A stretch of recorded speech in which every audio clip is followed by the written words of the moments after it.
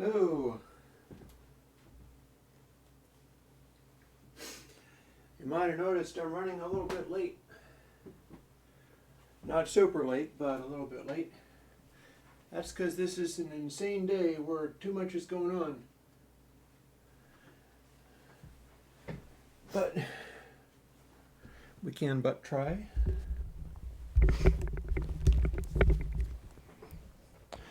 So here we are.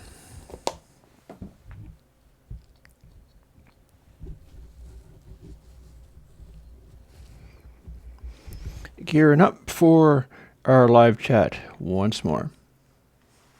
Hey, Ahmed. Hi, Patrick. Oh, no, I'm okay. What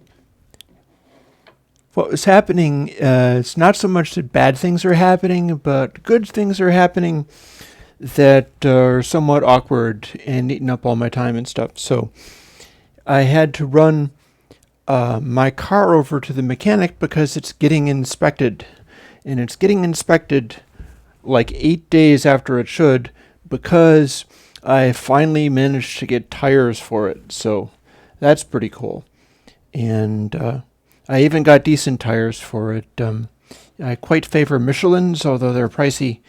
And I got Michelin tires for it. And Snake Oil guy would be happy to learn that actually it is not snake oil that the Michelin tires ride better than the other ones.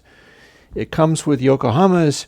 I got Michelin's for it, and they actually gave me a bit of a price break on them. They quoted me a price and then gave me the tires for less than they quoted, which is pretty cool. And now I can get inspected. And it's also going to be safer for the winter because there's lots of tread on these.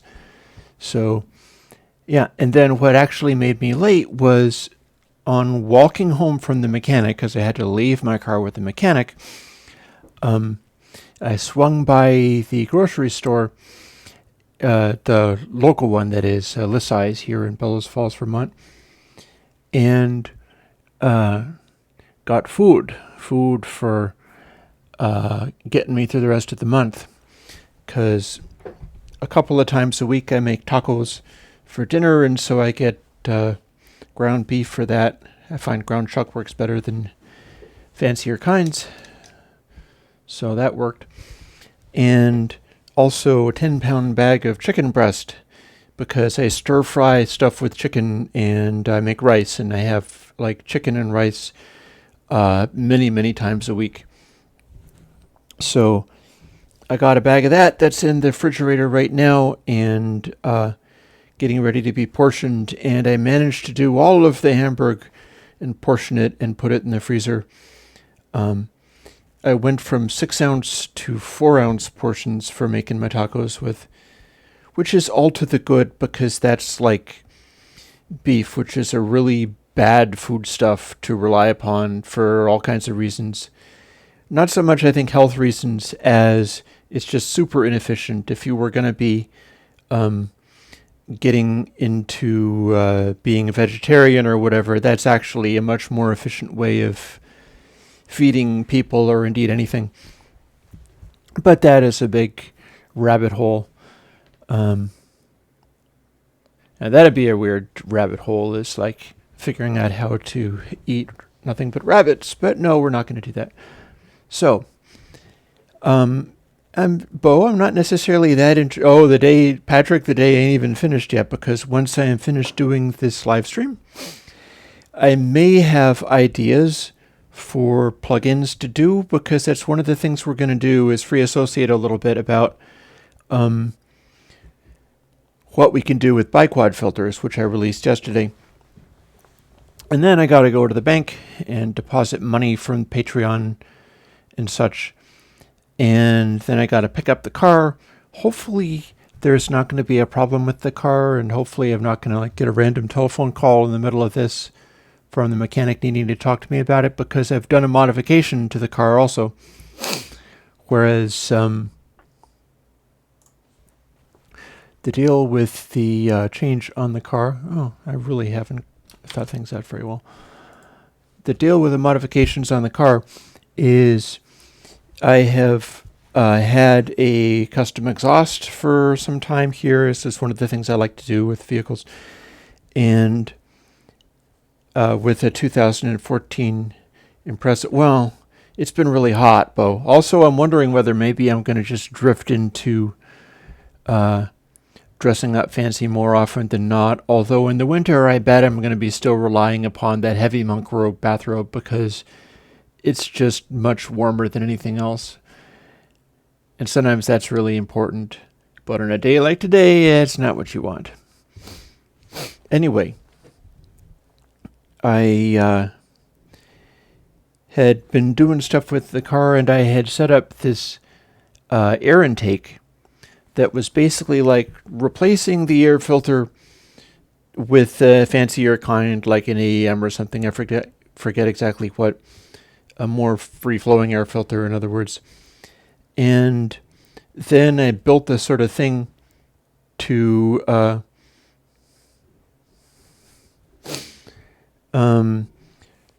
take the air intake rather than from up above the radiator where it usually comes from. Take the air intake down into the wheel well where cold air was coming in. So I had a cold air intake, and then I started learning other stuff, and I learned that you could also do a hot air intake, and people were doing things as crazy as like running the air intake past the exhaust manifold to heat things up. And the reason that does a thing is because if the air is heated up, then the airflow sensor is like, wow, this is really undense air. There's not a lot of oxygen here. I'd better not put much fuel in. And so without you needing to do anything fancy to the car or anything like that, if you can get the air intake to breathe in hotter air, it will make the car run less powerful. And the reason that that would matter relative to make the car more powerful and then gear it more high is that air coming into the car has to go through the throttle. And if the throttle is just barely cracked open because the car is so powerful that it's like no matter how fast you're going, this barely cracked open throttle is a flow resistance. It generates heat, and there's a lot of drag involved in that. So it's kind of diffusing the whole ability for the system to have smooth airflow through it.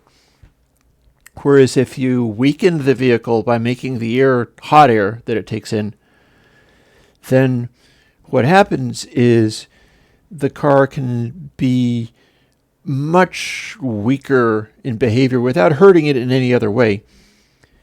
But by, as a result of that, it's more likely to be opening the throttle wider, so there's less flow resistance there for the same amount of power being put out. And well, I was getting fuel economy of upwards of 40 miles to the gallon, including like tootling around town and stuff. And that might not necessarily stick, but I'm seeing a pretty significant change in there. So yeah, that's something that I'll be finding out about when I pick up the car from inspection. If it didn't pass inspection because he's like, man, there's something broken with it, then I'll have to do some explaining. Or maybe even figure out how to undo what I did. And then after having done that and gone over to the bank and stuff, or before having done that and gone over to the bank and stuff, I also have to portion 10 pounds of chicken breast and put it into my freezer. And then I'm catching up with a friend of mine who is a recovering addict. This kid that I know that was very helpful to me in a situation where I got on the wrong side of some nefarious internet people. And the kid was like, this is happening. Calm down. Don't react. It'll blow over. And I listened and consider that to be super helpful. So that's this evening. So yeah, today is just all kinds of bonkers.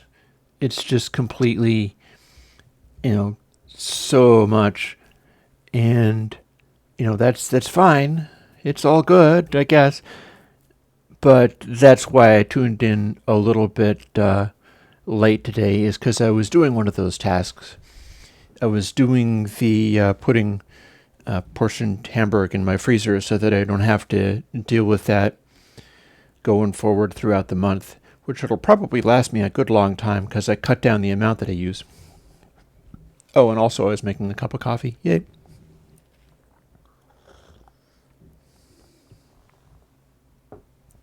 So here's the thing. I come here today able to talk about a bunch of different stuff simply because, I haven't heard from my brother recently, but as far as I know, he is fine. He was, my other brother was going over to visit him on Saturday, and I haven't heard anything from either of them since then, but I think if anything terrible was wrong, I'd be hearing about it. So, as near as I can tell, that is fine, or reasonably fine.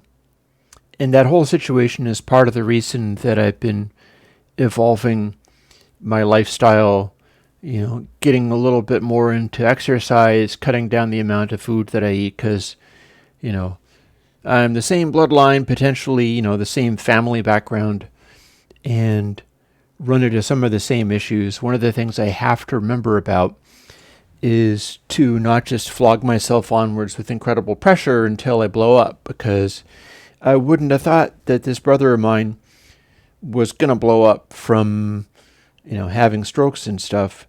But now that I look back on it, I'm like, yeah, we're all way too tightly wound. All of my siblings are kind of super overstressed by nature. And I'm in recovery. I'm one of those recovery people, so I have some background in working out why that is. And it's all legitimately arrived at. As near as I can tell, he's okay, so yeah. But something that I can do today is start throwing around ideas about how I can use these biquad filters that I've just come across. For instance, I'm going to be putting out a plugin quite soon called Interstage. And Interstage is a plugin that's using sort of my original EQ designs to roll off extreme lows, slew limit extreme highs, and it just reacts to stuff in an interesting way, making it sound kind of like it's part of the analog circuit. And the idea with it is I designed it so that I could run many, many instances of it. And you could sort of stick one in any place in your DAW that you were like, this should feel as if it's going through an analog circuit around about here. And you put one of those in, and it'll cut off the extreme lows a tiny bit and cut off the extreme highs a tiny bit. But it's the old school of EQ design. So it's got a distinctive coloration, and yet it has certain limitations. And I'll show you what that is by drawing more pictures. By contrast, if I take the biquad and tell it to be a bandpass filter, and then I tell it that the Q of the bandpass, and you can play with this. If I tell it that the Q of the bandpass filter is almost nothing, what starts to happen is this. Since the Q is the sort of thing that would lead it to do a shape like this if it was a very, very high Q, a very, very steep resonance. It'll just zero in on the one frequency. And then if you make it be like 0.7071 Q, which is Butterworth, that's like rolling off at 6 dB per octave or something like that. I may not have that exactly right. And you'll get a roll-off that's kind of, it acts like a bandpass. But then if your roll-off is some really tiny insignificant amount, you start getting this. You start getting that the roll-off stops happening, basically. and it starts going almost up to the Nyquist frequency, and then cutting out, and almost down to DC, and then cutting out. But the biquad bandpass filter still seems to totally reject DC and the Nyquist frequency. It's like the design of the filter is such that you can make it act like it's a completely full range passband, because we don't really hear subsonic frequencies particularly well, and we don't really hear like the Nyquist frequency particularly well, even at CD rate. So you can pick almost any intermediate frequency that you want, and it's still going to be extremely full range. What winds up happening is it sort of slopes things. Like if you have your median frequency at 10K, and then the Q is almost nothing, you'll still get bass going all the way down into the bass, but it'll start to trail off a little bit. Or if you had your frequency of the bandpass at like 100 hertz, like right down here, it would start to roll off on the extreme highs, but it would still stretch out really far. So what this gives me is a ability to do another kind of interstage plugin, where it's acting like the other one, where you'd cut it in and barely hear a change, but you'd hear that the top end would just roll off a tiny bit, or that the bottom end would just roll off a tiny bit. And then there's a tilting effect. And it's possible what I could do is go and analyze this in such a way that I could sculpt the Q and where the resonant frequency is, and replicate the types of roll-offs and the types of slew limiting that I've got in channel, which of course has the like Neve API SSL settings that I don't really want to replicate, but I could have a interstage N or interstage A or interstage, S, and sort of work around it that way, so that you'd at least have a kind of, it's like a kind of mnemonic without necessarily doing it like, this is my emulation of somebody else's hardware, the trademark of which I do not own.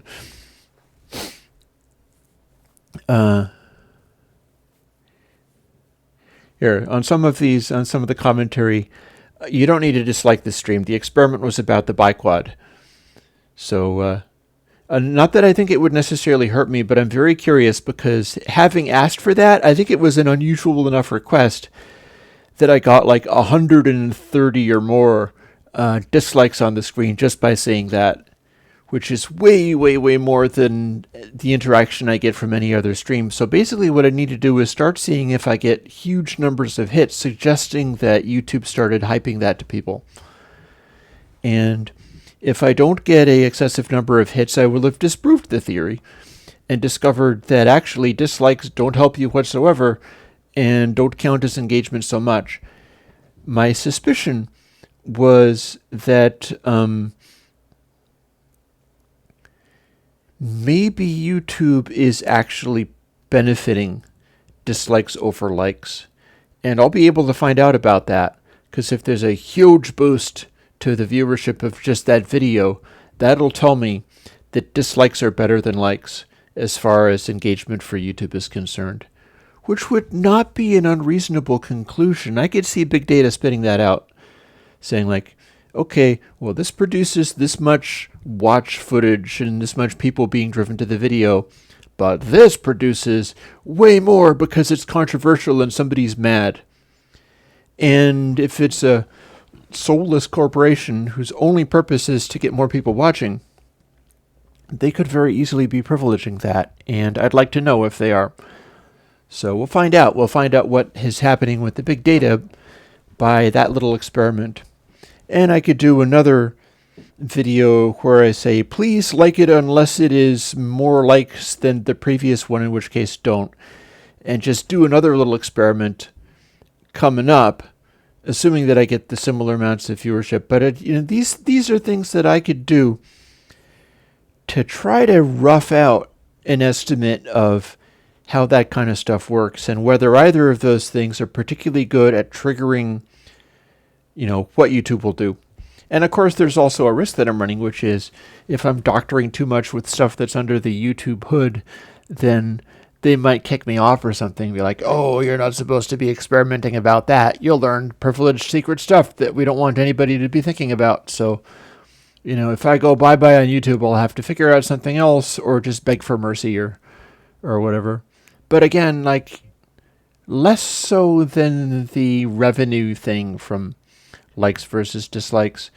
But I think I can afford to make an experiment like that. So that's something that I'm trying to do currently and that I'm probably not going to persist with, because it would just be like waving a red flag to be continually persisting with let me do a series of formalized experiments to try to work out what YouTube's algorithm is currently doing. They don't want you to be thinking about that. So, not that everybody is anyway, but they don't want you to be thinking about that. So no, you don't need to dislike this stream. Although if you do, that's fine. I don't care. But it's the other one that I was asking about. Then the question of, can we use biquad, a bandpass, as a pre-DAC filter to remove all illegal frequencies? No, because first of all, you can't have illegal frequencies in a sampling system. So it wouldn't make any sense as a pre-DAC filter. As a pre-ADC filter, depends, because you can't run plugins on oxygen and electrical wiring and stuff. So we can't do a pre-ADC filter because that's not where plugins go. And the pre-DAC filter, if you're already in a sampling system, that's kind of what you got. Sample rate conversion, it's not necessarily the best way of doing sample rate conversion. Although it would be if you were doing, because we also can't do sample rate conversion within the context of a plugin, because you get one sample rate in the input and one sample rate in the output. If you were going to do, you see, here's the thing. This is the thing that gets me as far as this stuff is concerned.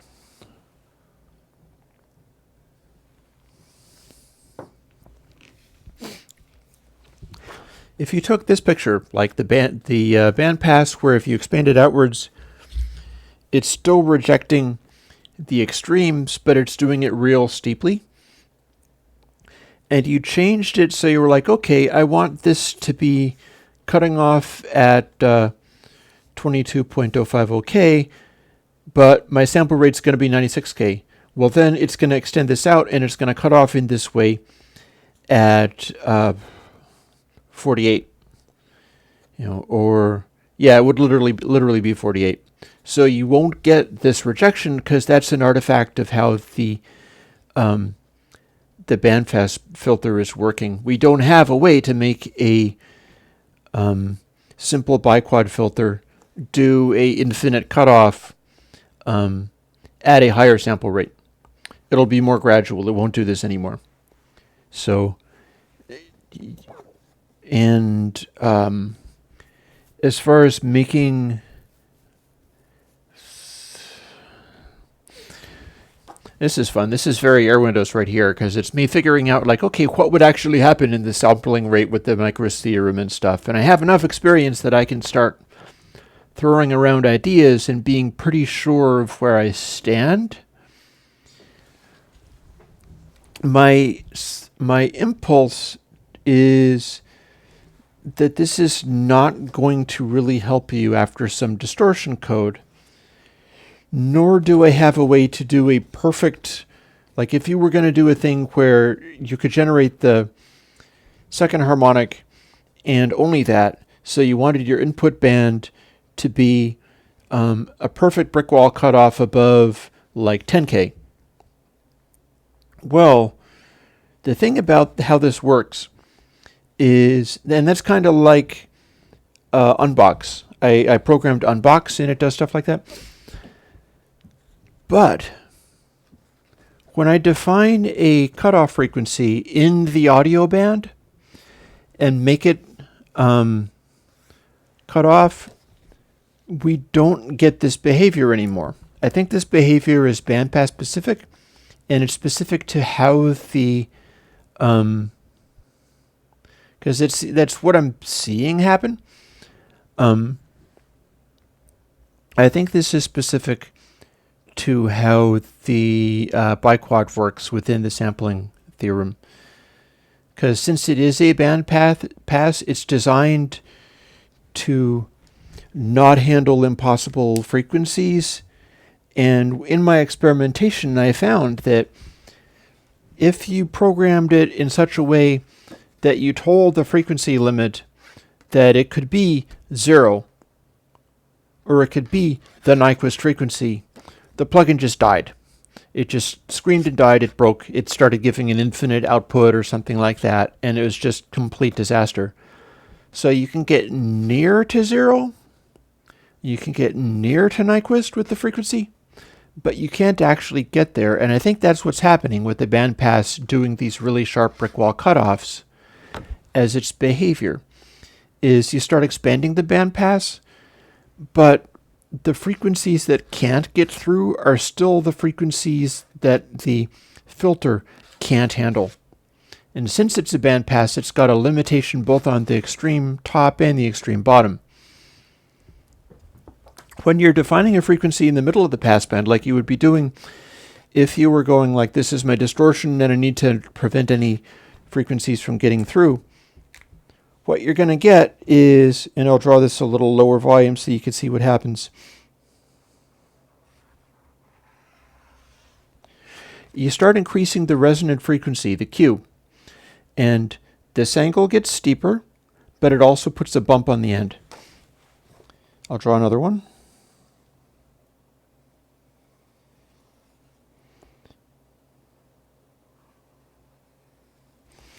And I'll draw another one. So these are the shapes you can do with the biquad filter.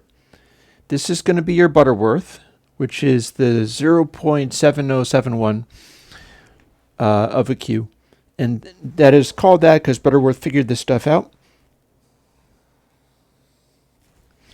If you had a Q of 0.0000000001, that starts getting to where it's no longer taking an effect, and it'll start doing this, except for that I drew it wrongly because it'll also cut off at the Nyquist frequency, because the algorithm seems to just only be able to go that far. It can't make anything happen beyond these extremes. It gets to a sort of exponential, like the closer it gets, the more it's going to roll off. So this would be next to no Q. Butterworth is going to be the 0.7071, and it might be a constant. I found a constant that was very similar to that, so the actual value for that might be a constant. And then as you start increasing it, you start getting this big boost, and you can do that on the biquad plugin. You'll plainly hear it. And again, this is going to be a low pass because we're showing it going all the way to DC. If it's literally a low pass, it'll give you DC. If it's literally a high pass, it'll go all the way through to the Nyquist frequency. And the band pass is the one that restricts both. And actually the notch filter, if you decrease the Q of the notch filter until it does the same thing, you wind up with literally the inverse. You wind up with this weird thing where almost everything's canceled out, but you're getting just a hair of near Nyquist information, and you're just getting just a hair of subsonic stuff in there. And yeah, maybe. I think that might be it. So yeah, if we're trying to do this cutoff-y type stuff, where we're preventing harmonics, we can't do a brick wall filter.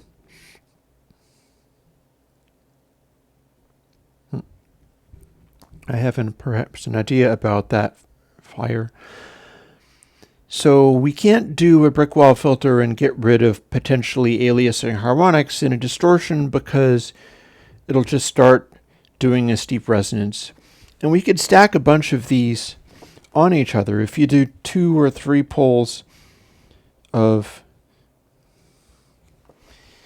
the low pass at the Butterworth, we start making it steeper just by virtue of we're doing more of them. But then that also starts making it not sound as good. So the pay dirt here is more about working out what we can do with these types of shapes in equalizers and things like that. Now, Fire was asking, you have these headphones, although I've modified mine, and one driver started sounding different and being quieter. Well, for me, what happens with that is my macOS High Sierra is constantly resetting the relative volume of the headphones. So every time I start using the headphones, it's decided that the left volume needs to be at like virtually 0 for no good reason. And that's something that just started happening when I started using High Sierra, and I have no special reason to believe that it was going to be any different.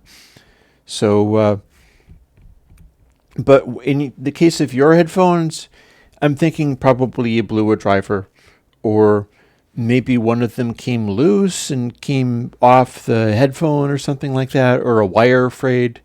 It sounds like your headphones got busted, or the jack that you plug the headphones into got busted. Because with mine, I can set them back by just making sure that the volume levels are the same. It just constantly resets them to a stupid and wrong volume level. Like I will go and check right now. And indeed, right now, it says built-in output, headphones, channel 1 is 0.197, which is minus 32 dB, and channel 2 is 1.0. And if I modify them, they stay the same relative volume, which is completely dumb, and there's no good reason for that. But Audio MIDI Setup and Core Audio has been doing this to me ever since I started using High Sierra. Yay, Apple! Doing so well for themselves, not that they're the richest thing in the world.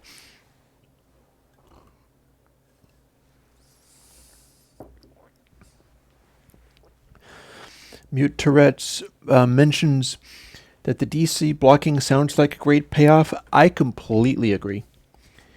I'm very excited about the prospect of doing some of these things where I get to make plugins, including really tiny plugins, that are based on the bandpass and have this type of shape where it's like blip, and then it's almost all flat, and then it just starts to cut off both at Nyquist and at DC. Because from what I'm seeing, and I fooled around and I started feeding in DC offsets and stuff, and it still acted like, oh yeah, no, DC doesn't count for this. Also, Fire, try that on other things. Plug it into like a phone or a Walkman or something like that. Plug them into something else and see whether it's actually the headphones or whether it's something else. So yeah, the DC blocking that is relevant for several reasons. One of them is that it opens things up for me getting into doing console style effects on slew rates again, which I kind of drifted away from when I did it on. I did that for like Christmas of 2017 or 18 or something like that. Yeah, it would be the phones. And my big, amazing Console 5 release turned out to be giving problems for people that were using synthetic audio because it wasn't able to do the slew, encode, and decode quite correctly, and that produced DC offsets. Well, hey, if I did one of these and I did a console variation that also did slew encoding and decoding, even a quite exaggerated one, and then put the biquad even a biquad high pass, but it would also work very well with a biquad bandpass of the kind that I'm describing. What would happen then is it would be doing the DC blocking, so it would handle to some extent this issue of stuff getting offset, and it would be by default running the version of biquad inside console. So it would do the same thing as the biquad plugin that I've made, which has, and I can also do this on like subsonic frequency generators. I have that algorithm that is present in BaseKit, in Fathom 5, all that type of stuff. And it's a really good algorithm, but it's kind of loose around the DC and wants to drift. And this would be a way of dealing with that. This would be a way of defining it so that it could expand outwards in volume as much as you could possibly want down into the subsonics, but then it would still resist actual DC. And that would be downright useful. So there's clearly a lot of stuff that I could run with here. And then on the output, it would be worth checking out. And the way of checking it out would be to run stuff through this like theoretical new version of console 5 with the slew encode and decode. I'd be basically just running synthetic saw waves through it and doing that. I'd be able to work out to what extent I could fix it in the encode plugin, and then the decode plugin is something that maybe I would also be able to do that before going through, there would be a stage after the encoding, and then in the decode, you have to give it stuff where you have to put the biquad in place before you do all this encoding and decoding. Otherwise, it can't deal with infinite, DC offsets and things like that. But putting it as the first thing in the line on the bus plugin means that it would be free to handle any degree of DC offset that you could have. And then it would still apply, and then that would also be running inside console. So I'd have both of the stages running inside console too. So it sounds like this is very definitely a solution to that. So before I make notes on that one, Matthias Dionysi is asking about aliasing and distorting high frequencies. That's actually the thing that Whitesea was talking about not so long ago. And what oversampling absolutely can help, so does running at a higher sample rate in general.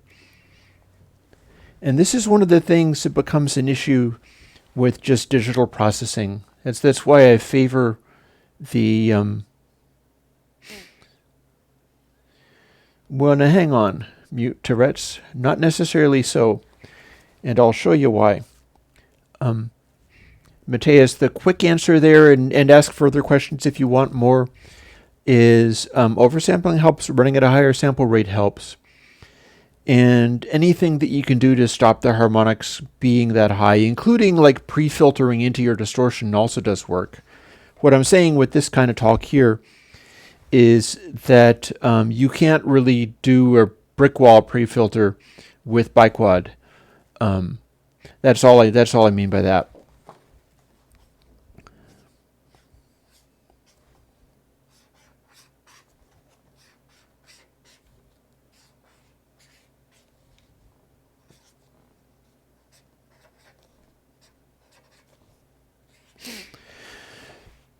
So here we have a little block diagram of audio going through the console system.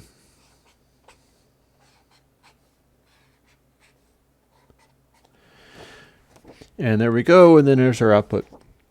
And what happens when we don't have filters to block it is say this is the kind of console that tries to do the slew encode and decode, and then if you feed it sawtooth waves, it starts generating DC. It generates DC on the output here, and then that can cause problems, and then it could also generate DC on the output of the console bus version. See, I'm thinking in my head while I'm writing this as to would this thing that I'm doing be able to completely immunize the bus plugin from generating its own DC, which isn't necessarily true, but I don't know what would happen because there's some ways that I can change things. So if I run the console that generates the DC issues or anything like that into a biquad filter directly from the console, that's running inside this loop, so it's the same thing that my separate biquad does. Is it is running that, and I'm about to talk about why it's not vulnerable to values above 1. When you're doing the decode in this console bus, that's the place where if you have values above 1 or less than -1, the decode algorithm blows up. It doesn't like that, so I have to clip it. But nothing says that I have to clip it before the biquad filter. The biquad filter is just a signal processing filter. It doesn't care whether the plus or minus is -262. So what I could do is take the biquad filter that serves as the DC block and put it on the bus plugin before I clip it to -1 plus 1.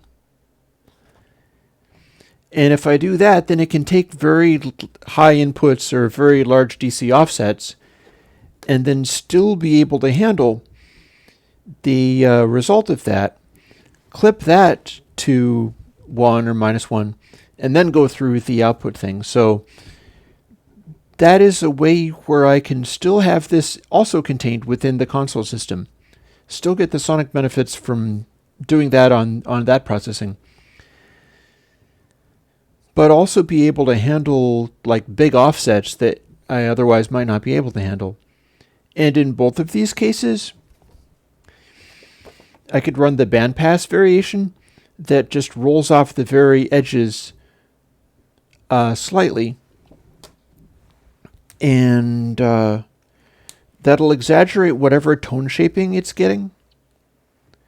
So what I might be looking at is an interesting way to fool around with an additional overtone, additional tonal quality on a special version of console that's designed to be a lot more bandpassy. It's designed to sound a lot more like a analog console with very limited, crossover interstage frequencies, because you can get older consoles, you can get older recording equipment, and this is the case with like basically everything. This is a big distinction between analog and digital, is that a lot of analog runs all of its little stages through coupling caps so that it doesn't have to push DC voltage between stages.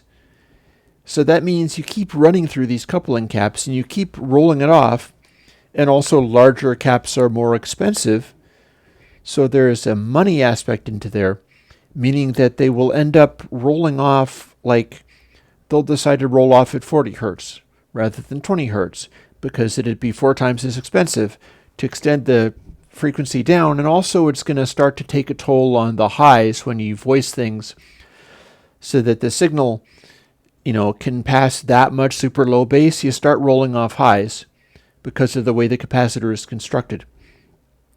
Then in the other extreme, you have active circuitry, op amps, transistors, tubes. These tend to have high frequency snubbers that either feed back on an active stage or go to ground to minimize hiss.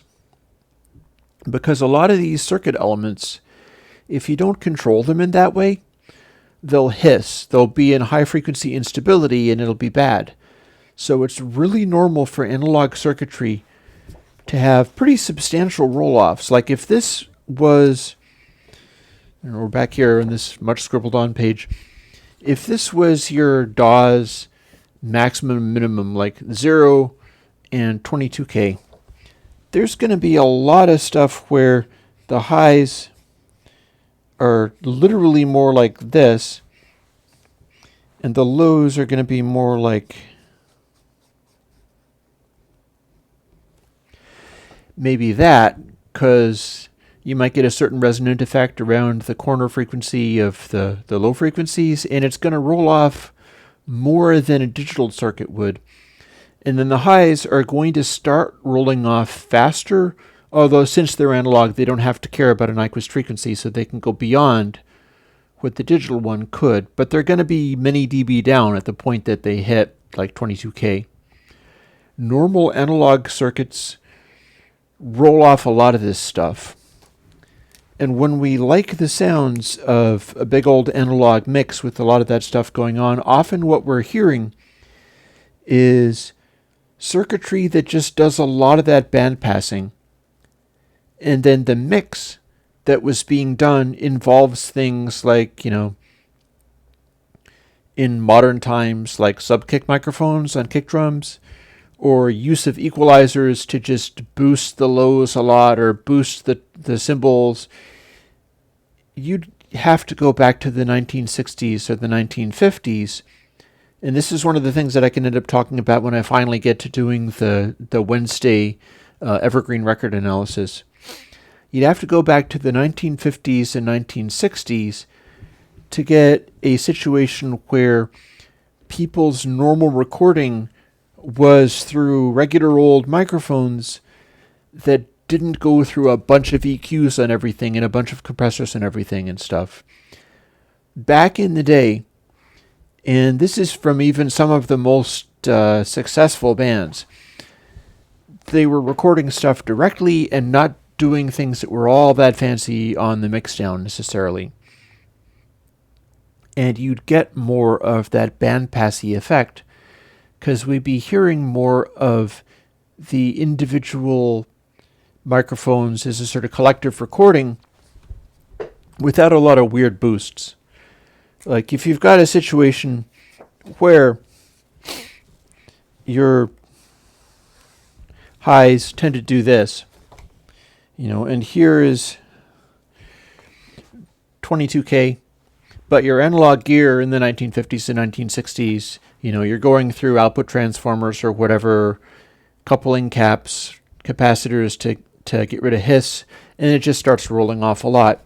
So what you do is you've got a dedicated microphone on the cymbals, and the microphone on the cymbals you have told to do this. Oh God, I'm getting a telephone call. I'm getting a telemarketer who is lying to me and trying to cheat me.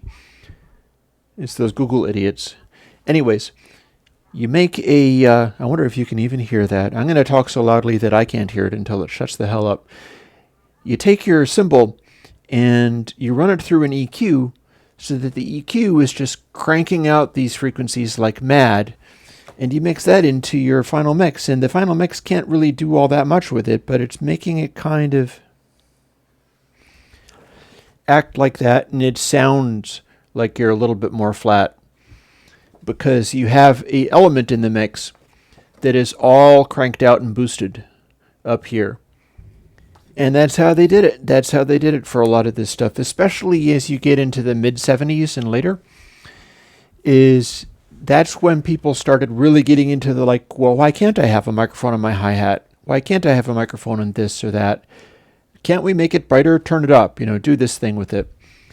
And the gear became more and more accessible, and, through the end of the 70s, into the 80s, into the 90s, that's when we started getting these very complicated things, and mixing boards became huger and started defaulting to having tone controls and everything.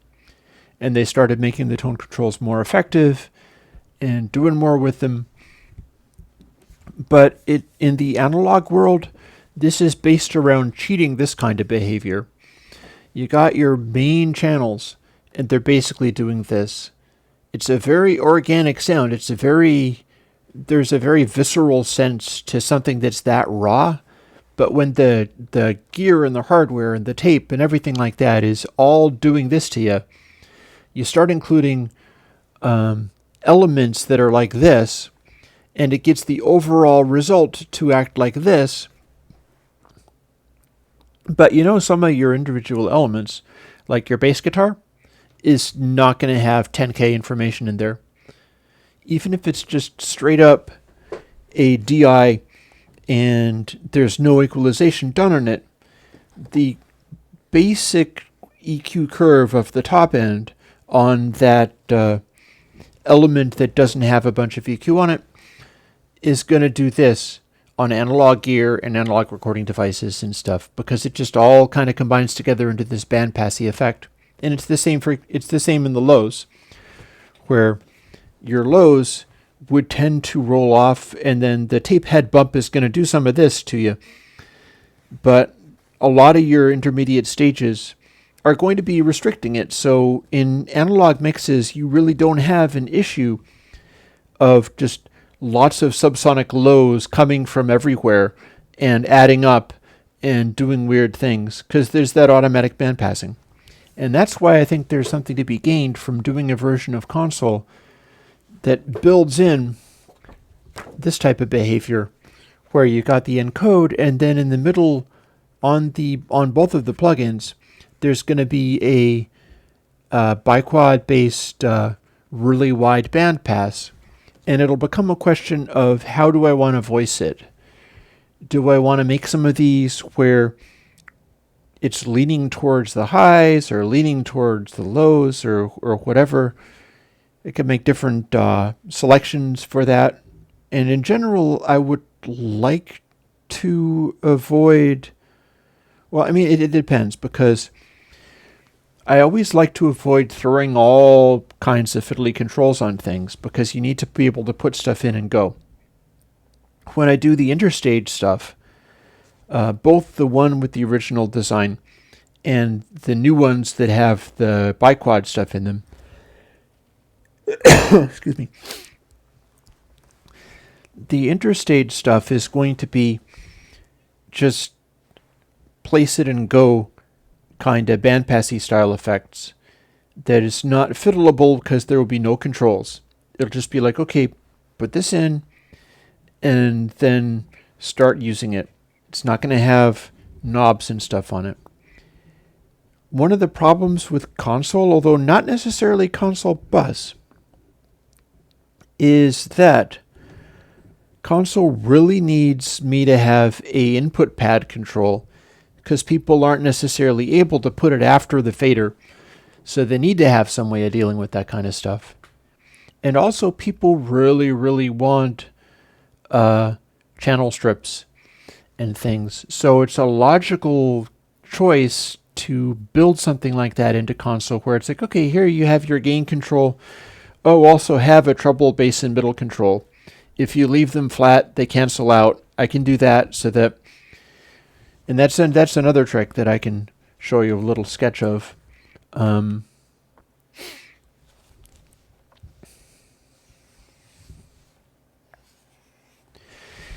If you make a low pass, and you take the low pass and you subtract it from the original sound, you'll have two things. And if you add them together, you get flat. This subtracted from flat gives you your high frequency. The high frequency is going to be really clean, because it's still just one biquad filter, and it's a very simple math operation. And then you can adjust the relative level of either of those, because it starts acting like a dry wet control.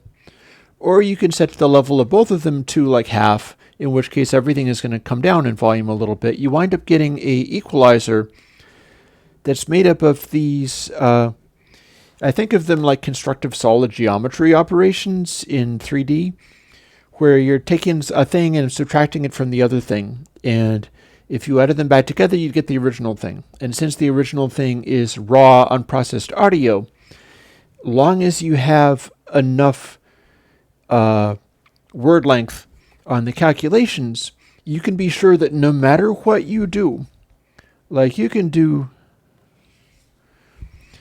a crazy resonant filter and then make the high pass be that subtracted from the crazy resonant filter. And let me see, I should redraw this, as I'm not sure if I've got that right.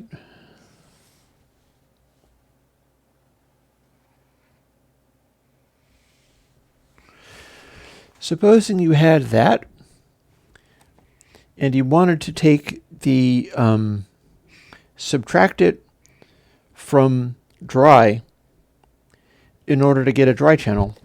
Your dry channel is going to end up acting kind of like this. It's going to be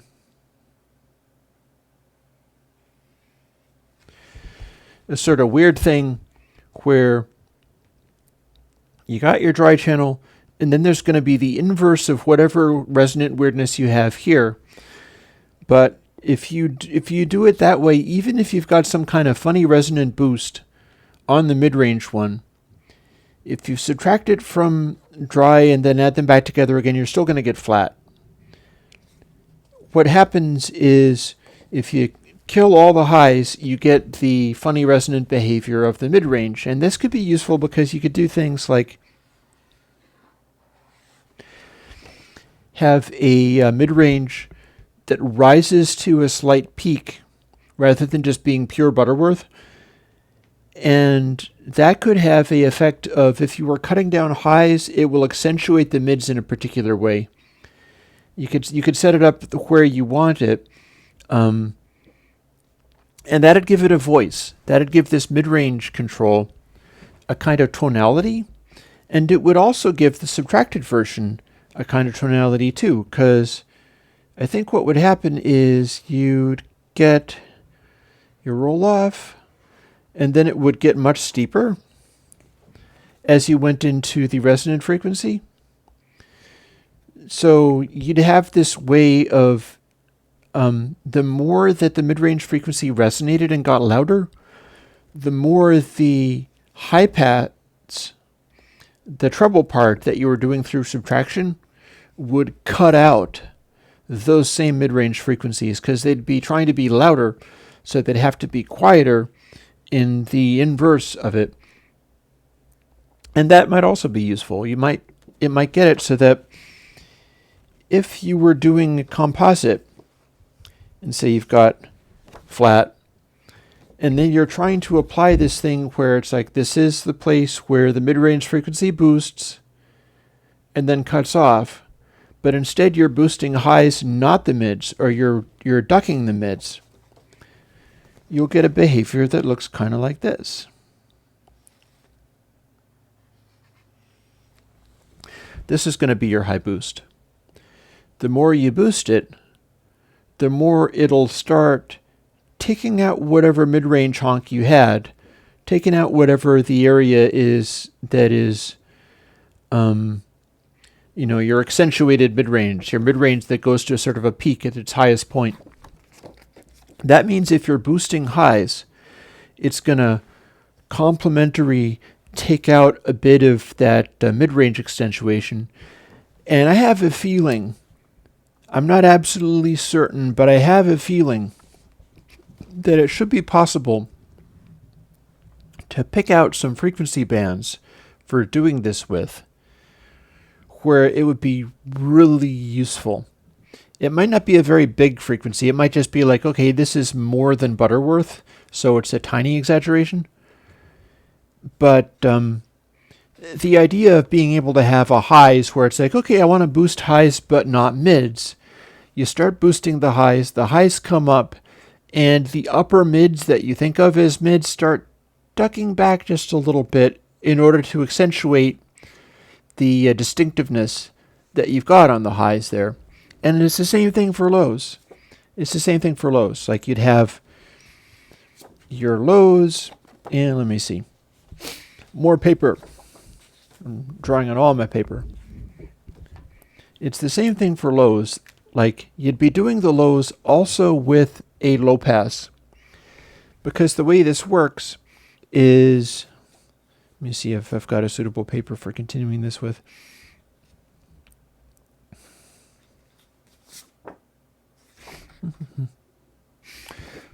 We'll call it like this. You've got your mid-range, and it cuts off like this. And then what you do is you take that same mid-range and filter that in turn. And that makes your bass frequency. And you get your mid-range by filtering out the bass frequency and then taking the bass frequency and subtracting that from the mid-range. So that becomes isolated. This is only mids. It doesn't have highs because it took that out, and it doesn't have lows because that's been subtracted from it also. And you could just keep doing it. You don't have to have just 3 bands. You could have a whole pile of bands, but they would all add up together to flat because it's just a simple sort of mathematical thing of like this plus this equals the original sound. So it's a good way of doing something where, say with this lows, what I could do is I could say this is my deep lows. I would like this to accentuate, say, I don't know, 60 hertz or something. I could basically just say, like, I want this to slightly goose a certain bass frequency if I start boosting it. So I don't want to have it be throwing all of the subsonics in there. But if I boost, I want to not necessarily boost the subs as much as I'm boosting like 60 hertz or 50 hertz or like, 80 hertz maybe. Maybe I want it to be kind of mid-bassy. So I design it like that. And my bass filtering starts looking like that. I've got a bit of a resonant peak on it. That means if I start boosting the bass, it starts to exaggerate this resonant peak relative to the mid-range. And then if I start cutting the bass relative to the mid-range, what's going to happen is the opposite.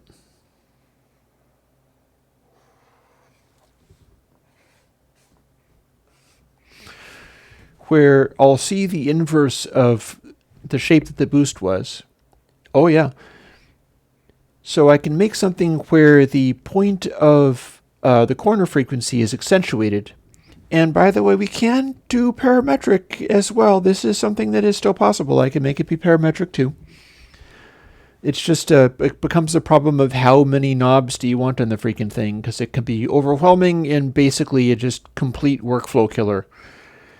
But designing it in such a way it's like, yeah, this basically works right. Flat is going to continue to be flat. If you boost, it's going to be a bit of a resonant peak at the corner frequency. Yes, adding bands together to make it flat gives you a completely bit identical output given enough resolution. Because all we're doing is going like, okay, here's our 2-band EQ, and everything is built upon the basic one. Here's our 2-band EQ. I'm going to do one low-pass filter. That gives me my other band, and my high-pass is the original thing minus the low-pass, whatever that is. What that means is now I have 2 things. One of them is this, and one of them is 1 minus this. And then, if you add them together at unity gain, you get the flat back again. Because mathematically, that's it. It wouldn't matter what your, like, supposing your high pass did this. I mean, your low pass did this.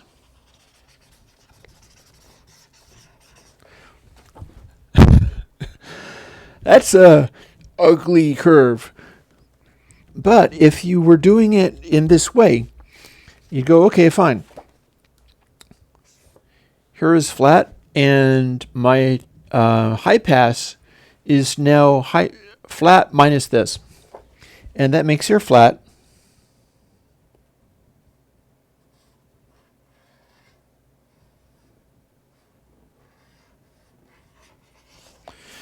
be the mirror image, because it's literally just, the one or the other. It's an inversion of whatever it is. And if you can do that for 2 bands, you can take the low frequency one and do it again. And it just becomes sort of regenerative. You just keep going after it.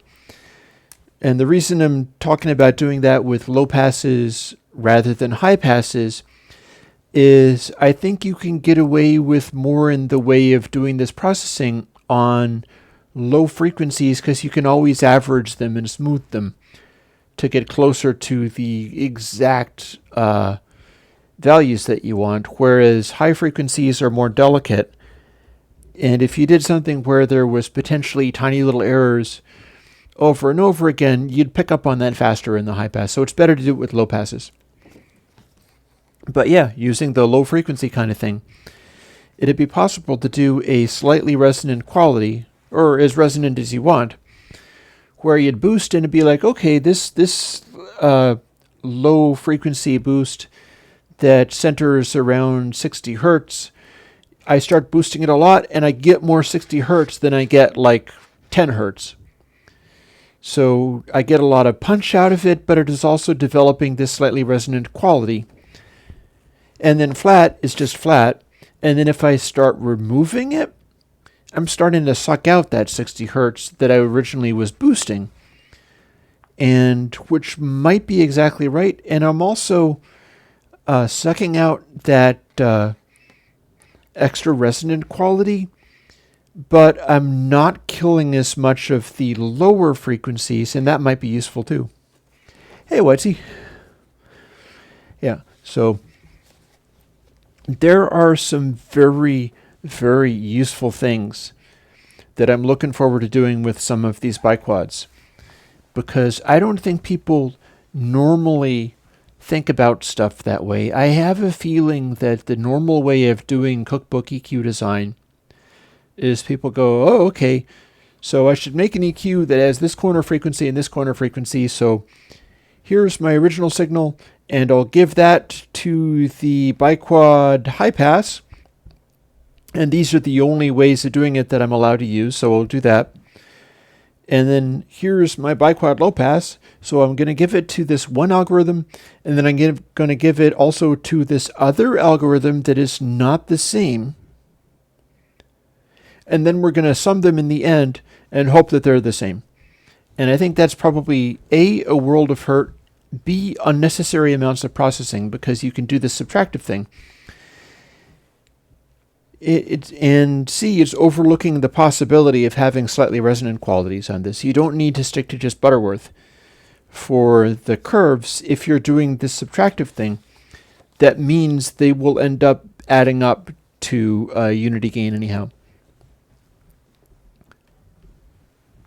So yeah, Patrick is adding, does anyone use Gullfoss? Well, I've talked about Gullfoss a number of times.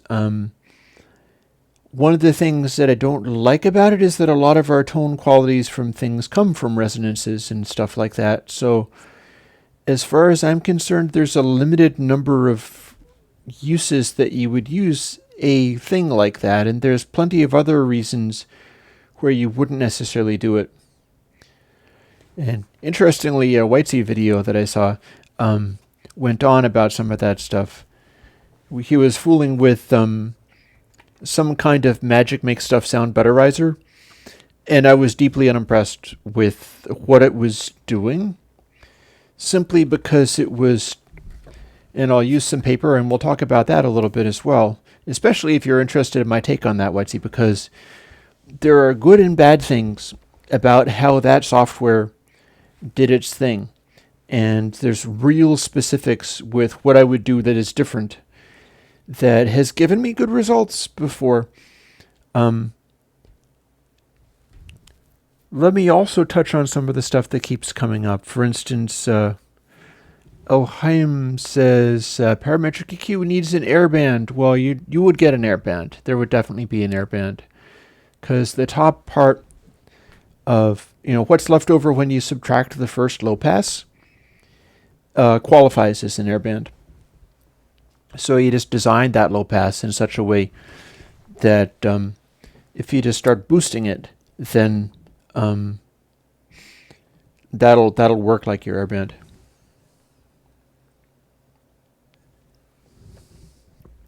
Also, David Bixley, hey, I hope things are going well. So the thing with Gullfoss is that it's kind of trying to do this like moving parametric thing. Oh God, David. You're making me laugh. Gullfoss and U-Law. Yikes. But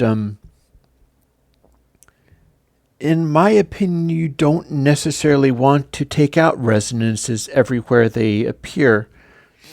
And I'll show you why, seeing as I have a free piece of paper again. Here's the thing. And notably in the Whitesea video that I saw, where it was the magic mix maker, where you'd tell it like, okay, magically make my mix better. And it would go, oh, is that a piano? I think that's a piano. And then it would apply stuff. And it would be doing a lot of the Gullfossy type stuff. Like, okay, well, we need to remove this resonant frequency and remove that. So make it so that everything has like high frequency glitter and is a little compressed and blah, blah, blah, blah, blah. It'd be doing all of this kind of stuff. And it would make it so that, like, here is total frequency range. This is 0. This is Nyquist. And it's going to take a piano that's like, you know, its natural frequencies would be like that. And it's going to apply something that makes it look more like this square box. And then you got your guitars. And your guitars are like, it has a honk down here and then a frequency range that's there. And the magical Gullfoss or the magical whatever the thing is that Whitesea was doing is going to find the areas of predominant energy and tend to remove them. Tourette's, I do also understand that Gullfoss can be used in reverse to boost whatever areas of predominant energy there is. I'm talking about the general class of stuff, which typically is how this works. So the magic betterizer is going to do a thing that's maybe like that.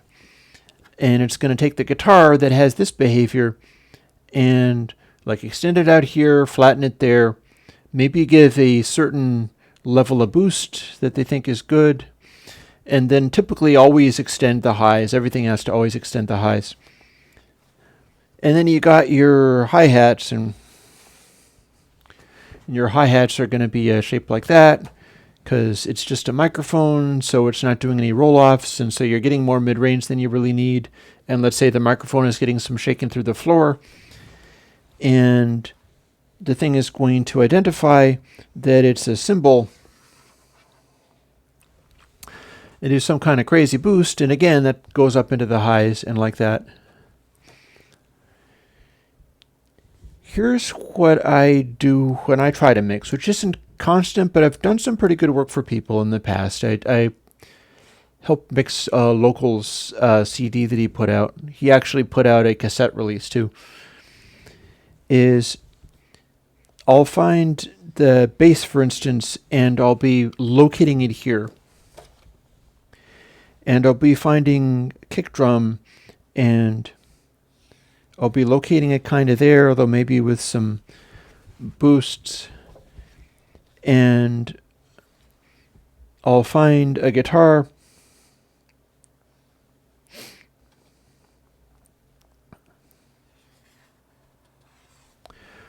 And I'll be locating the guitar there.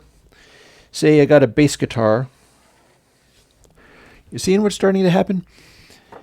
And the bass guitar will have a real resonant quality, and it'll be sitting like there. There's going to be a big resonant peak there. Say I've got vocals. The vocals are going to have an air band, and they're going to come up here and so on. And then maybe I've got a hi-hat, so I'm just going to kill all the lows in the hi-hat and let only this through. You see what's starting to happen here is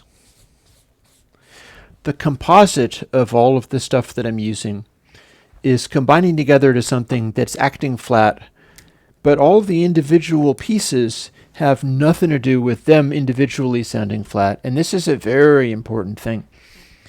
It's like, I know people who are much better mixers than me who would be quick to tell you the same.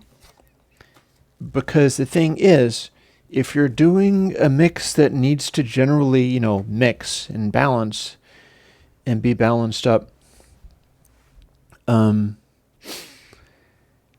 you're not necessarily going to do that through having individual elements all be full range or all be compressed. It's the same deal with the dynamics. Say, I'm trying to figure out how I could even represent this in sketches and drawings. Maybe it's not about the sketches and drawings for this one. Supposing you have something where you're trying to have a punchy grooving mix, and you got a bunch of different stuff. Some of it needs to be compressed because it's very irregular in volume and so on. So if you compress everything together, it's all kind of flaccid, and the initial attack transient isn't really going to be anything special because everything will have the same initial attack transient and be kind of squashed and then sustained kind of. So the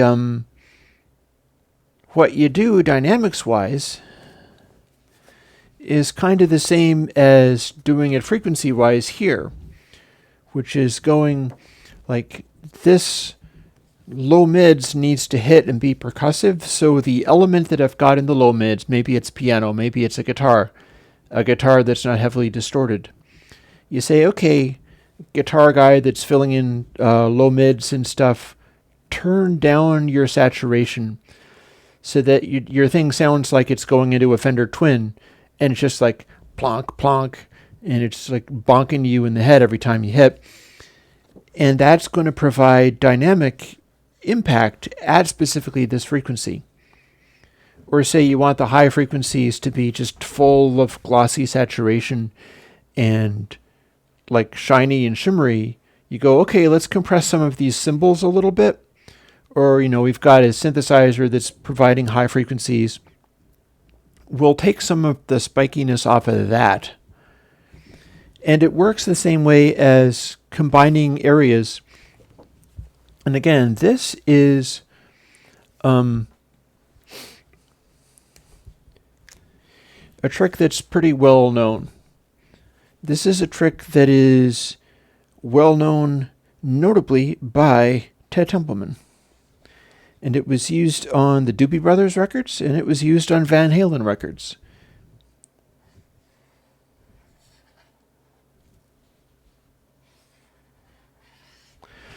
And he'd be constructing things like this, where the kick drum had a lot of lows, and then a big suck out in the low mids, and then would come back up again. Maybe not this soon, because that'd be more like also low mids, but it would come back up again for a click. And then the bass guitar would be all in the same low mids that are removed from the kick drum. So when they come together, they form a fairly flat result, but it's not by the individual tracks both being flat. It's by the individual tracks combining into a composite sound that is satisfying, but I think it's more difficult to disentangle. It's either more or less difficult to disentangle which instrument is which when certain ones are filling in all of this kind of information, and then other ones are filling in all of this kind of information. And Ted Templeman was doing that quite strikingly with regard to bass and drums. His bass and kick drum stuff was very much about making the hole for the bass and then having the bass fill in this area. And it also gives you because things like kick drums naturally live in certain frequencies, and if you place them in different frequencies, you're going to get different results out of them. Whereas bass guitars and things like that also live in certain frequencies. So you could have your lower mids be composed mostly of a kick drum beater going thud, Or you could have the lower mids attack feeling more like a finger playing a thing. And you're composing a mix out of like, where do I want the feeling of a finger plucking a string? Where do I want the feeling of something thumping you, an impact from a beater? And it's all about, which bits feel like playing on a string? Which bits feel like the impact of a percussive thing? And that becomes just the creativity of it. It becomes where you're voicing this different kinds of stuff. And it's lost with some of these automated tools where they're going like, this is what you should do. This is the ideal frequency. And I think all too often what happens is the people designing this kind of stuff, they're doing stuff for what was going to make the thing sound better in solo. And you never want to be monitoring stuff in solo. You never, ever, especially with certain challenging, demanding mixes. Like the guy that I learned this all from is Tim Gillies. He is also known as Slipperman on audio forums, at least 10 years or so ago he was. He's noted for doing a lot of really important, relatively current metal albums. And this is a guy that would tell you that you should not be doing a mix and getting sounds right in solo. Sounds have to live within the concept of the overall mix. And they might sound completely insane and weird in solo, but if they sit in the right place and do the right thing as you've combined everything together, that's what you want. And it's that kind of thing. It's like what I was doing when I'm talking about this stuff of doing an EQ where your mid-range part has this big resonant boost, and that makes the high frequency part have the inverse boost because you added and subtracted them, giving you the possibility of turning it up and having it be a useful combination. You can do that with mix elements. You can do that with like, okay, this guitar that fills in this place in the mix is extremely mid-rangey and honky. And as you do that, that means that there's another place in the mix that can really have less of that energy. And you're taking the guitar that might, supposing you wanted to have this like grinding indie rock guitar based thing going on, where you're like, it really needs to feel like this. So what you do is you take the guitar that you want, and David, I will make you Airwindows EQ. That's a promise. That might help the depressingness, because yes, you shall have it. If you're making some kind of mix and you've got a guitar that is the kind of rowdy that you want, and you're like, this should sit in the mid-range around about here, and I want it to really dominate the perception of the mix, what you do is you exaggerate the innate qualities of that guitar with EQ. You exaggerate the intensity of it and make it like a parody guitar where it sounds like it's going through a wah pedal or something in solo. And it's just extremely, it's super aggressive, and that gives you space to take those frequencies out of other elements of the mix or turn down other stuff that isn't doing what you want in, like, say this is a really obnoxious sounding thing and you have vocals that aren't supposed to be obnoxious in the same kind of way. So you have those vocals not exaggerating that mid-rangey stuff as much. And this is one of the things that can happen with this additive subtractive way of doing things, is if it's set frequencies and set resonances and things like that,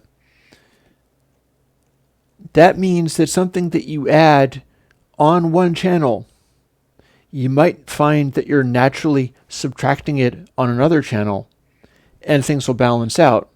If you're using a fixed frequency channel EQ, and that relates to all the different channels, it will naturally happen that way.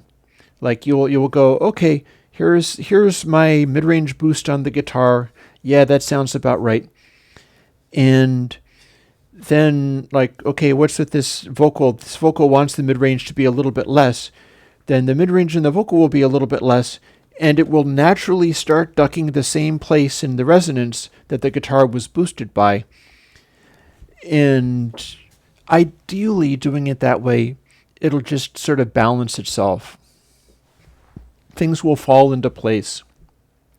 And that is always what it's about. Because it's not really about, like, I need to accurately control whether I can go between a Q value of 2.3 and 2.5 and on this particular channel. And it's like you get down at a granularity like that, you could become a good plugin designer, but it's not necessarily going to help you get a good mix because you're in the weeds. You're dealing with stuff that should be handled for you and should be already right.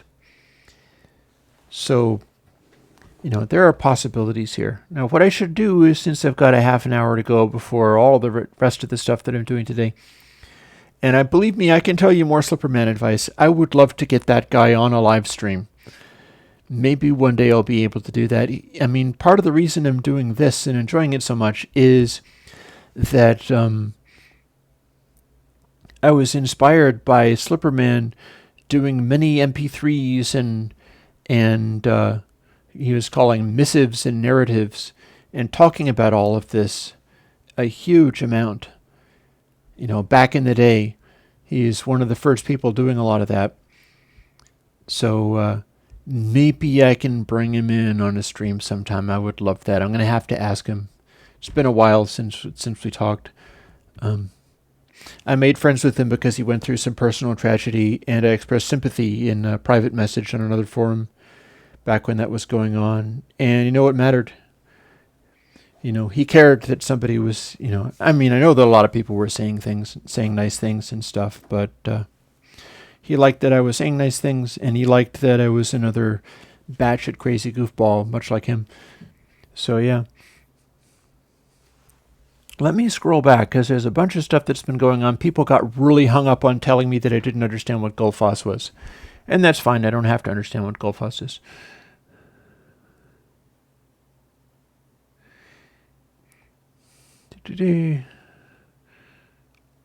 Scroll up a little bit.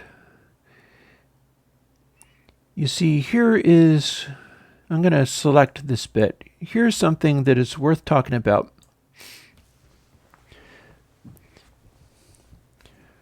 Recover hidden details probably means like spectral bring up. Like you got something like this, and this is your waveform. So if you're doing recover hidden details, it's probably going to go, oh, hey, this is not as loud.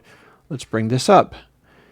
If you're doing tame things that could mask detail, it could be looking for like nearby frequency bands that are going to mask surrounding materials. That's also how MP3 works.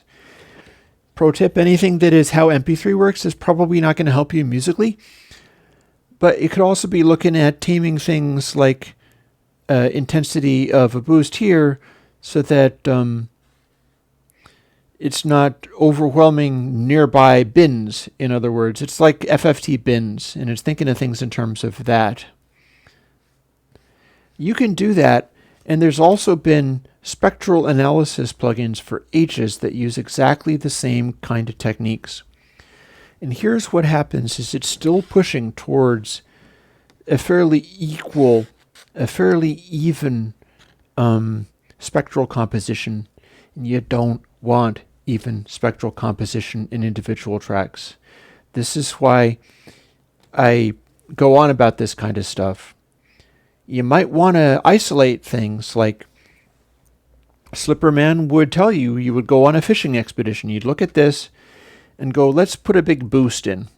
And you'd hit this point, and the big boost would combine with this and go, oh my God, this is so loud.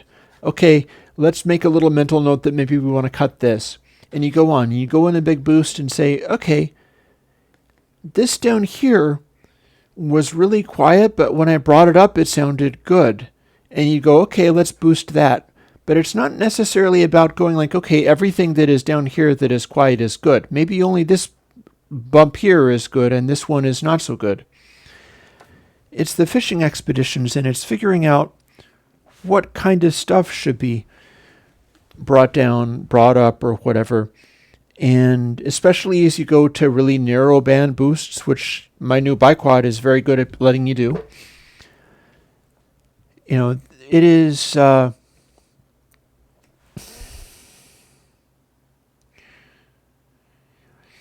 we have a more personal approach to these things than an algorithm can. I don't trust the algorithms for this stuff. And I don't feel that, like selecting this, model on the way auditory nerves work is relevant to a mixed situation. Because what you'll have is a situation where your waveform is like, you know, and it's going to look at the resonant frequency there and go, okay, that's very loud. What that means is around here is masked. Therefore, we clearly want to address this in some way. We've got this, and what this means is that this stuff gets masked. So we can cut this, or we can also enhance this area that you otherwise wouldn't be able to hear. So the part that would be differing from how Soothe works, which is just isolate and kill, is this should probably be louder because this is getting masked by the resonance. I don't think that's a valid conclusion. I don't think necessarily you can judge stuff on this should probably be louder by is it masked by a loud sound, because it's an irrelevant concept. You can do it. That would tend to broaden out the presence peak of it, and that makes it different, but I don't necessarily think that it's going to be helpful. It's, anybody can bring out details. The question is whether it is useful to do the particular details that you want, and whether that's going to contribute with the mix, or whether that's just bringing up details that are not musically useful for what you're doing. So yeah, I have a deep mistrust of this kind of stuff because I feel that all this type of thing, and I'll scroll down and see the mass of, like, maybe you're all going to be disliking this video after all. But that is just my opinion. Lots of fuzz about that.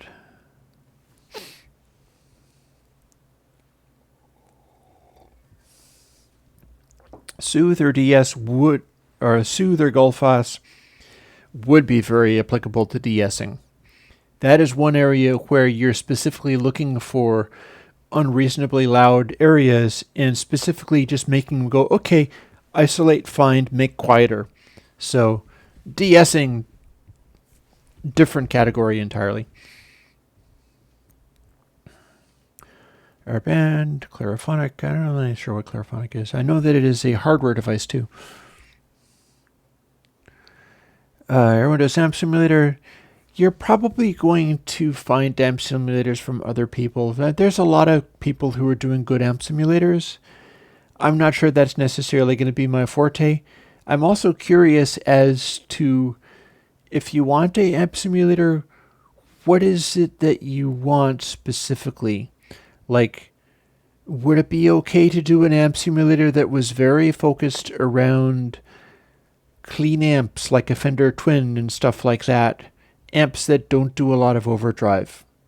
Or are you talking about, I need an amp simulator that can do the super high gain stuff and act like a free Mesa Boogie, a free Mesa triple rectifier or whatever? Because I'm not sure that I'm necessarily the right person to do the latter, but I could probably do kinds of amp simulators based on the biquads and my distortions and things that are super low gain amp simulators. And that might be worth looking into. I do feel as if some of the stuff that I do would apply to that. I don't think the stuff that I do applies nearly as well to the super high gain stuff.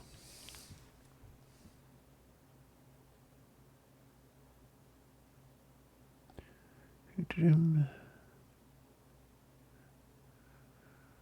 forwards a little bit. I know of one new video from Jexus. I was very excited to see it. It was absolutely as good as anything he's done. Jexus's new thing is covering a wider tonal range than he used to cover, because his stuff used to be very characteristic, but all kind of angry and overly intense. And I feel like the new thing can still do that, but it's also affected by the way that he lived for years as a rabbit farmer with his girlfriend. And I think it mellowed him to the point where he can access some sweeter, more melodic stuff than he used to be able to do. His stuff used to all be just harsh and intense and really, strong flavor and cool. But I think he's got the access, I think he's able to access some sweeter emotional tones now, and I think that's going to be great for his future videos going forwards. I'm very excited to see what he continues to do.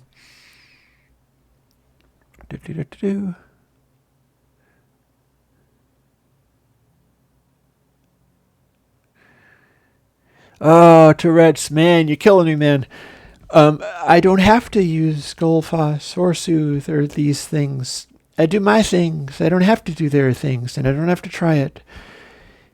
I see other people trying it. I get a sense of what they do. Often, Whitesey's been great for that, because I've been able to audition some of this stuff that I wouldn't necessarily be paying attention to, and check out his take on it. And every single time it seems to me that it's like, okay, put this in solo, and how do we make it sound better? Oh, we did this thing, and it automatically made it sound better. That's not necessarily helping your mix. I can't put that strongly enough. Are you getting just as good results if you're doing the same thing of trusting the car's engine management algorithms and then never going into solo for anything? Because I don't trust it. I don't trust that approach to things. Yeah.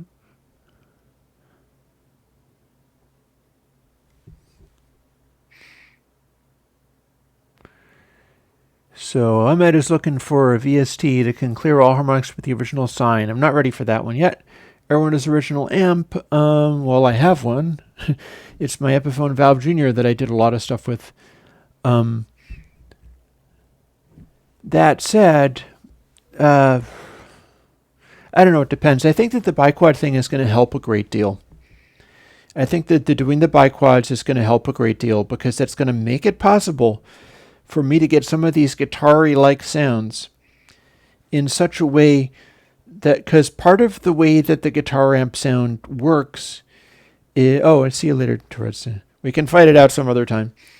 Part of the way that the guitar amp sound works is because so many parts of it are just bandpass on top of bandpass on top of bandpass on top of bandpass. They're intensely bandpassy, and they have all these different sort of overtones. But a lot of it is just tube guitar amp into transformer into speaker and stuff. You've got different tonal colorations that are being added. You've got things in large speaker cabinets, you've got pickup of multiple speakers echoing through the cabinet. And then there's a comb filtery effect on that, and there's useful things that come from that. But mostly it's just, everything is super bandpassy. And I didn't have really good solutions for that before the biquad, so maybe this is going to be something where I'll need to capture a bunch of my guitar sounds, DI, so that I have stuff to play with. But given how much that has to do with things, I think it's pretty likely I can put together something that'll work fairly well. I don't trust the AI music industrial complex. Yep. But honestly, the point I'm making, and it's not out of nowhere. It's not out of how do you know that making the frequencies all more balanced in all the tracks isn't good? This is a stylistic choice. And this is a stylistic choice that's heavily guided by the stuff that I learned from Slipperman, Tim Gillies, in order to heavy metal engineer. And there's a lot of other people with similar attitudes and similar styles and ways of doing stuff. Is in so many ways, you don't want to be addressing a mix by soloing stuff a lot, because it can just be so bland, and like if you listen to the bland result, you go, oh, this is better. I hear a little bit of the high frequencies on the bass guitar and stuff. And yet the question is like, does it move you? Does it kick? Does it do all the things that you need it to do? And you have to approach it with that artistic viewpoint in order to be able to conceptualize. Like, listen to some Peter Gabriel mixes. Listen to some weird mixes. Like, don't stick with just like this is pop hits and this is stuff that works really well. Start listening to stuff that was really weird and creative. I always remember this one track that I heard back when I was learning about electronic music, and there were some kids that were on mp3.com that were doing stuff, and this one guy was doing a thing where it's like, okay, here's this stuff going on, and he's got his bass, and he's got his kick drum, and he's got his hat, and it's all very repetitive, but that's fine. And as he's doing that, all of a sudden the kick goes away, the bass goes away, and I'm like, oh, okay. And this noise starts happening, and tickety, I'm like, is that a tambourine? What the heck is that? It's coming down, and oh, it's the bass guitar. What? And it was amazing. It was like, okay, that's really creative. That guy took the bass away and then started reintroducing it with filters where I didn't know what was happening. And by the same token, you try Peter Gabriel mixes. For instance, I recently found out, if I'm not mistaken, a guy that I've always liked, Paul Frindle. And I don't think he necessarily likes me so much because I started inventing floating point dithering, and he was very worried because he thought that it was maybe a bad idea. So that was a sour tasting thing. But I always liked him before that, and still do. And he recently talked about how he got to be a sort of sub-engineer on the Peter Gabriel album with Pico on it. And it's this sort of melting face Peter Gabriel album. And that's a brilliant example of the not evenly mix kind of thing. You listen to the first track on that album, and it's Intruder. And it's the strangest mix, but it's amazing. You've got these like loud pounding drums, and you've got a sort of scraping, crunchy, glass-like noise, and that's sitting in the extreme highs in such a way that it's just really disconcerting. And then you've got a vocal that's super band-passy, and it's coming across in the upper mid-range in this way that's really annoying. And just all of these different elements are fitting together in this weird, spiky way, but it's a work of art. And it's a work of art that has nothing to do with the kind of stuff that automated like mix solutions that will let you solo a thing and push a button and go, okay, make this better. And it's like, oh yeah, this is broader and fuller range, and I hear the highs better, and this annoying honk has been reduced, and all that kind of stuff. All the stuff that has to do with soloing things and going like, what do I need to do to make the mix better by making this thing better? Oh, it sounds bigger and fuller now, and it's wider range, and I hear all of the bits of it better, therefore it's better. That's what I'm harping on about. That the intensity, the pungency of having isolated stuff.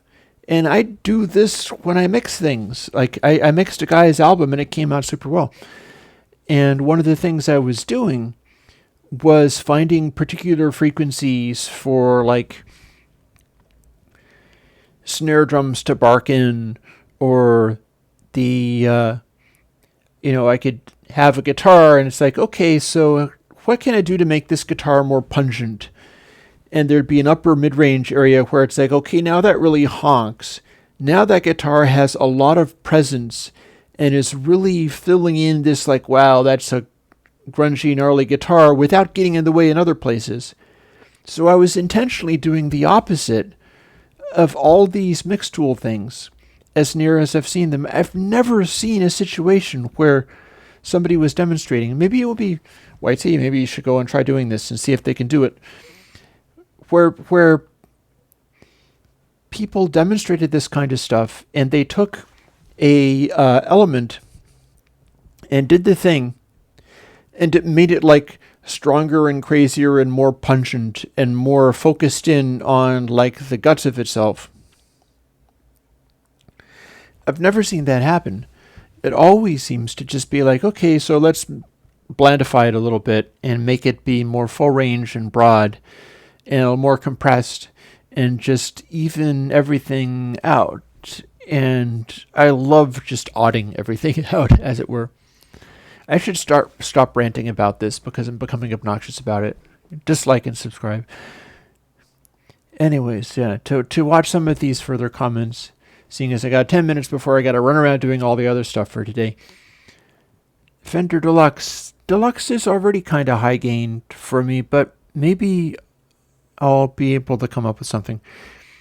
Transformer sound well. The transformer in terms of coils of wire on around iron core is the sort of thing that I should be able to do with the biquads. I'm sure I can fit that kind of stuff in there.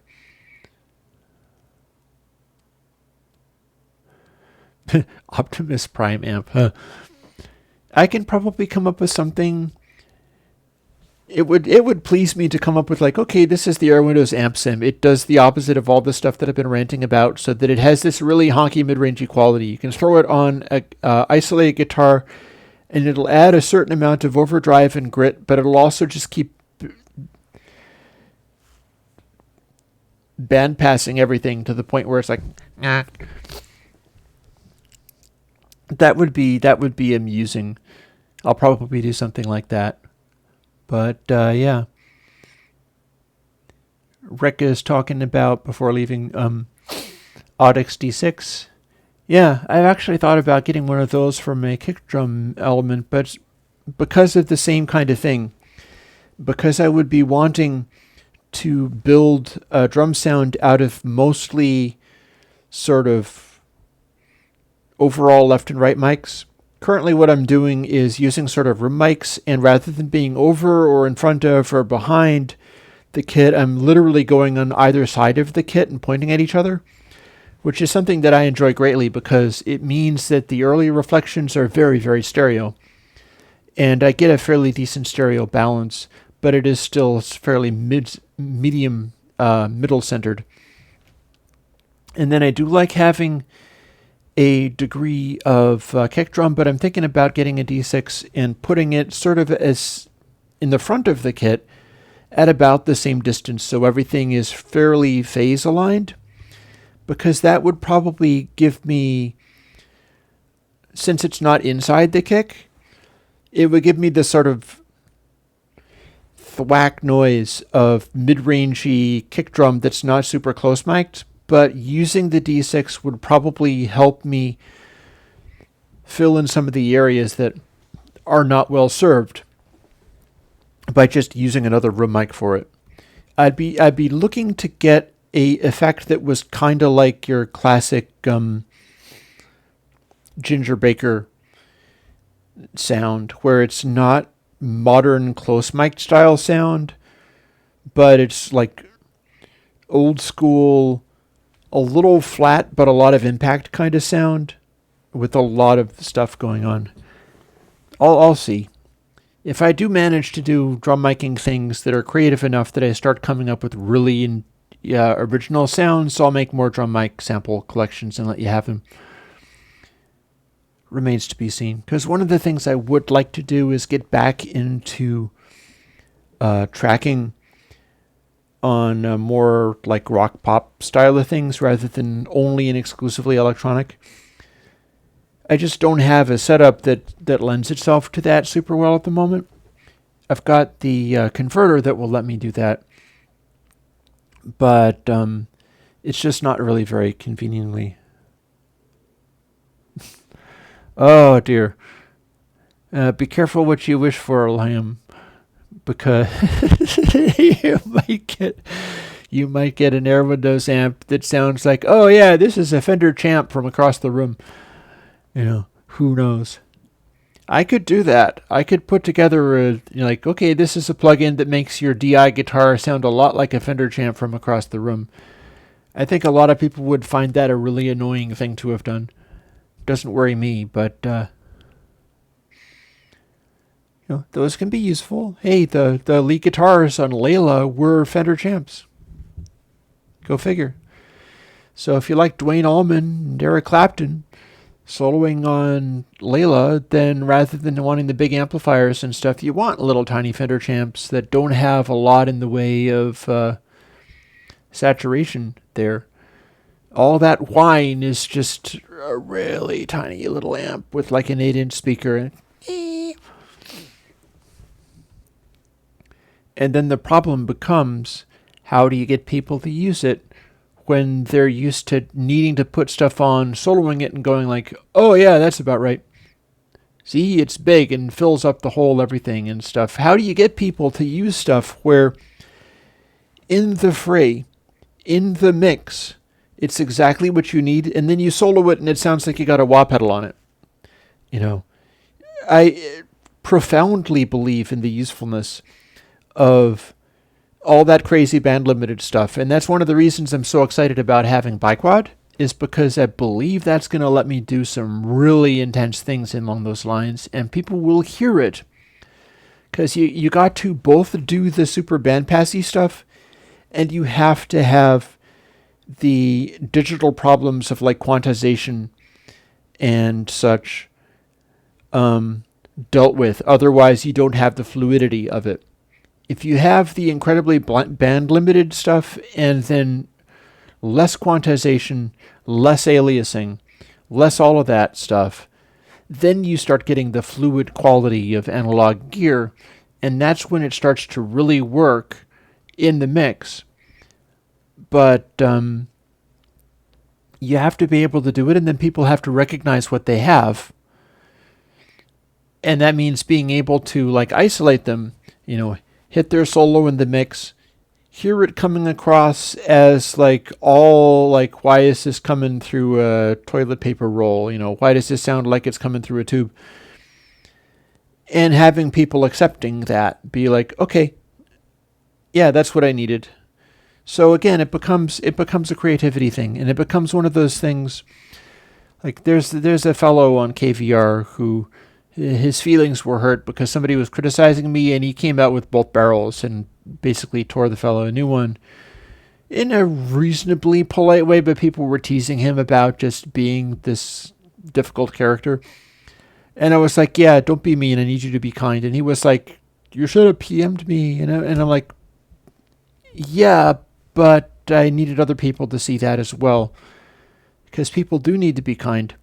And the reason people need to be kind is because I need to be able to make plugs that people absolutely hate. If I'm not doing it in such a way that, like, at least say 27%, there's a nice concept in like politics blogging that says 27% of people are just straight up batshit crazy.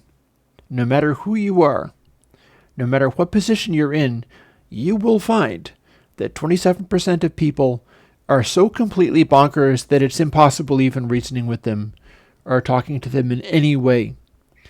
That they're like, okay, run away as fast as you can. And that applies to me. That applies to the stuff that I do. Because if I do something that is distinct enough to be really useful, it's guaranteed that there's going to be 27% of people who are like, I hate you and this is terrible, this is wrong, and you should feel bad. if I'm not getting that response, what I'm doing is not distinct enough. And that holds for people doing mixes, that holds for people designing guitars or anything like that, Eurorack modules, plugins, any of those. So it's worth being kind, because you're guaranteed that anything that you do that is worth doing will be genuinely hated by somebody, and there'll be no more to be said about that. And yeah, David, small Epiphones do sound nice. I really like my little Valve Jr. They're good for stomp boxes, but David also knows all about stomp boxes too.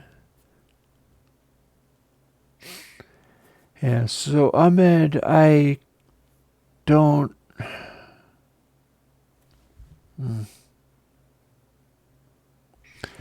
Ahmed needs me to do the sine wave thingy. Well, the trouble is that if I do that, no matter any way that I choose to do it, there's still going to be a transition between the zero cross is going to have issues. Also, I'm not really sure quite how I can make it happen, but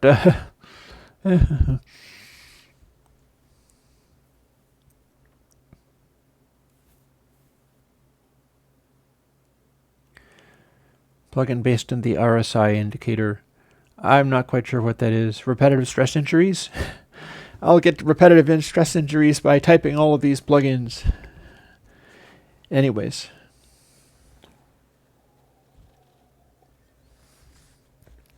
It is 1 o'clock, so I should run around doing all the other stuff in my day. But this has been an interesting, busy thing. I didn't end up with as many ideas for plugins as I expected I would, but then I have a whole pile of them. Here, I will... People can thank Ahmed even more, because...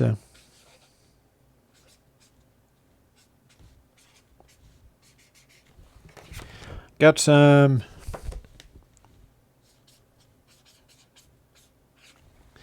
amp gets some... there. So that is the idea for that I should exploit the band passiness of things. And...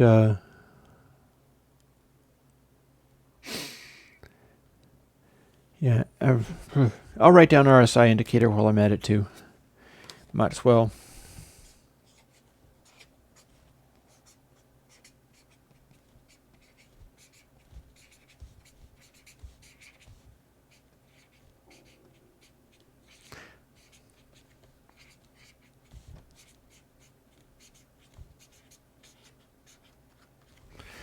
RSI averaging rate of change. I'm not going to get far enough to the voltage railing it. Anyways, I think at this point this is a fine time to log off and go about my business. So that is something that I can do. It's been fun, though. It's always something doing these Mondays. And this has been one of the more exciting ones, because I got all worked up about getting mad at Gullfoss and Soothe. I think part of it is because I just don't want to go doing such a heinously complicated thing that's using spectral analysis and working out how loud bins are, and it's just the opposite of how I do things and opposite of how I want to do things. It's just not to say that I couldn't do stuff that can track stuff or manage stuff or stuff like that, but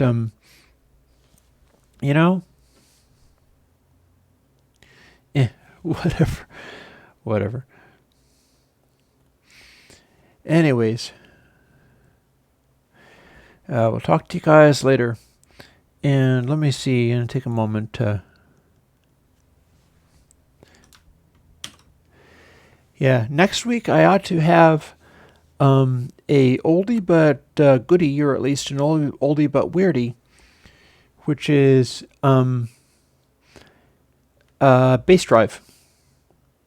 I got Bass Drive ready to put out, and Bass Drive was a old version of a biquad using thing that has fixed frequencies, so it's designed to run at 44.1K. And it's a little example of the kind of stuff you can get out of biquads. that some people really loved it and found that it was a secret weapon. So I'm putting it out as is.